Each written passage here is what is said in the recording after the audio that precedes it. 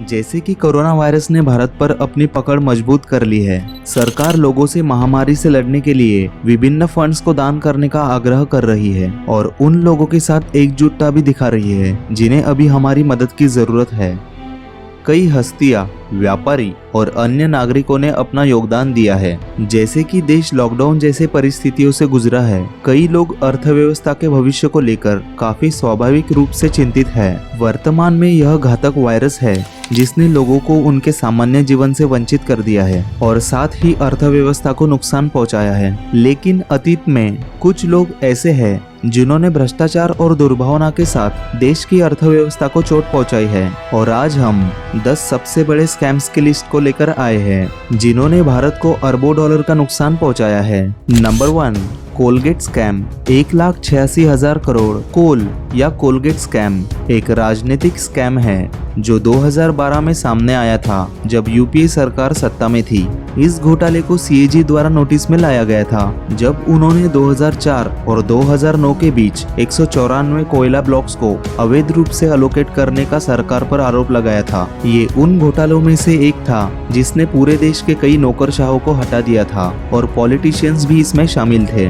हालांकि सीएजी ने शुरू में 10 लाख करोड़ रुपए से अधिक के नुकसान का अनुमान लगाया था, लेकिन अंतिम रिपोर्ट में घोटाले की राशि 1,86,000 करोड़ रुपए थी। Number 2, Harshad Mehta scam. 5,000 crore. Big bull के नाम से मशहूर हर्षद मेहता ने बैंकिंग सिस्टम के खामियों का फायदा उठाया और 1992 में बॉम्बे स्टॉक एक्सचेंज के कई क्षेत्रों में प्रीमियम पर शेयर्स में कारोबार करके बढ़त हासिल की। उन्होंने और उनके साथ काम करने वाले लोगों ने अप्रैल 1991 से मई 1992 के बीच बैंकों से लेकर स्टॉक ब्रोकर्स तक लगभग 5,000 करोड़ रुपए की राशि डाइवर्ट की। बाद में उन पर 72 क्रिमिनल ऑफेंसेस के आरोप लगाए गए। द हर्षद मेहता स्टोरी पर सोनी लिव की एक नई वेब सीरीज बताती है कि कैसे हर्षद मेहता ने बैंक से प्राप्त अवैध धन का उपयोग करके भारतीय शेयर बाजार में हेराफेरी की। Number 3, Vijay Mallya scam. 9,000 करोड़। एक समय था जब लोग उन्हें किंग ऑफ गुड टाइम्स कहते थे, लेकिन आज चीजें उनके लिए अच्छी नहीं है। 2016 में देश में धोखाधड़ी और मनी लॉन्ड्रिंग के आरोप लगने के बाद विजय माल्या देश छोड़कर फरार हो गए। विजय माल्या पर कथित रूप से 9,000 करोड़ रुपए से अधिक का बकाया है, जिसे उन्होंने किंगफिशर एयरलाइन को फेल होने से रोकने के लिए लोन के रूप में लिया था। उन्हें फ्यूगेटिव इकोनॉमिक ऑफेंडर्स एक्ट के तहत एक फ्यूगेटिव इकोनॉमिक अपराधी घोषित किया गया था। Number 4, 2G spectrum scam. 1,76,000 crore. 2008 में सरकार जांच के दायरे में आ गई जब आरोप लगाया गया कि उन्होंने 2G स्पेक्ट्रम सब्सक्रिप्शन बनाने के लिए इस्तेमाल किए जाने वाले फ्रीक्वेंसी एलोकेशन लाइसेंस के लिए मोबाइल टेलीफोन कंपनियों को अंडरचार्ज कर दिया था और इस विवाद में पूर्व दूरसंचार मंत्री ए राजा भी शामिल थे। सीएजी के अनुसार एकत्र किए गए धन और एकत्र किए जाने के बीच का अंतर 1,76,000 करोड़ रुपए था।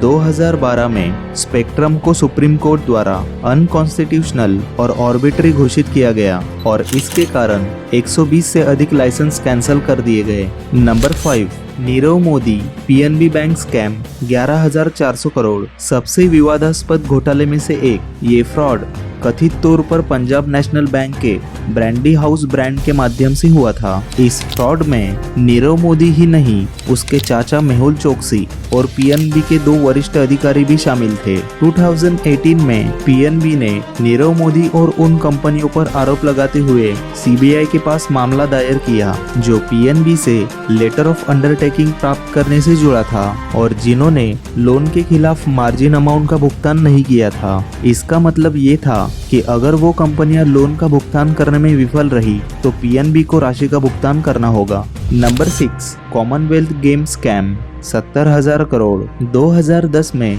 भारत में आयोजित कॉमनवेल्थ गेम्स ने विवादों और भ्रष्टाचार के लिए अधिक सुर्खियां बटोरी। इस पूरी घटना को आपराधिक साजिश, धोखाधड़ी और जालसाजी के आरोप के साथ विवादित किया गया था और कॉमनवेल्थ गेम 2010 के अध्यक्ष सुरेश कलमाड़ी पर भ्रष्टाचार और दुर्भावना के आरोप लगाए गए थे और ये भी बताया गया था कि इंडियन एथलीट्स को अधिकारियों द्वारा उन्हें अकोमोडेशन के बजाय भयानक परिस्थितियों में रहने के लिए मजबूर किया गया था। Number 7, Bofors scam. 64 करोड़। ये एक प्रमुख वेपन कॉन्ट्रैक्ट घोटाला है जो 1980 और 90 के दशक के दौरान भारत और स्वीडन के बीच हुआ था। 1986 में भारत ने कथित तौर पर स्वीडिश आर्म निर्माता बोफोर्स एबी के साथ लगभग 1437 करोड़ रुपए के सौदे पर हस्ताक्षर किए ताकि भारतीय सेना को उनके 155 होविट्जर की आपूर्ति की जा सके। तत्कालीन पीएम राजीव गांधी समेत कई राजनेताओं पर सौदे के लिए 64 करोड़ रुपए रिश्वत लेने का आरोप लगाया गया था। आज के समय में बोफोर्स घोटाले की कीमत लगभग 400 करोड़ रुपए होने का अनुमान है। Number 8, Agusta Westland chopper scam 3600 crore. Bharat में कुख्यात डिफेंस घोटाले में से एक ये केस यूपीए सरकार और अगस्ता वेस्टलैंड के बीच 12 हेलीकॉप्टरों के अधिग्रहण के लिए 2010 के एक समझौते पर हस्ताक्षर के बारे में है, जो हेलीकॉप्टर्स भारत के राष्ट्रपति, प्रधानमंत्री और वीवीआईपी ड्यूटीज का पालन करने वाले व्यक्तियों के लिए थे। ये सौदा 3600 करोड़ रुपए का था और ये आरोप भी लगाया गया था कि इस स्कैम में कुछ पॉलिटिशियंस और डिफेंस अधिकारी भी शामिल थे जिन्हें अगस्ता वेस्टलैंड की मदद के लिए सौदे को मोड़ने के लिए रिश्वत मिली थी।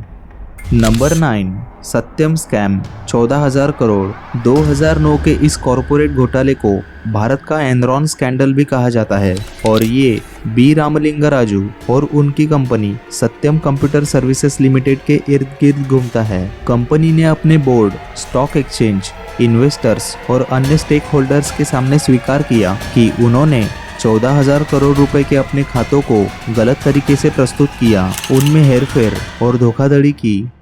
नंबर 10, हवाला स्कैम 18 मिलियन डॉलर। 1990 के दशक में हवाला स्कैंडल लोगों के ध्यान में आया, जिसमें लाल कृष्ण आडवाणी, यशवंत सिन्हा और मदन लाल खुराना जैसे राजनेताओं पर भी रोशनी डाली गई और कहा गया कि वो इस रिश्वतखोरी में शामिल थे। ये स्कैम हवाला भाइयों के इर्द गिर्द घूमता है जो आतंकवादियों के खिलाफ रेड से जुड़े थे और ये पाया गया था कि कथित काले धन का भुगतान इन राजनेताओं द्वारा भाइयों के माध्यम से किया गया था।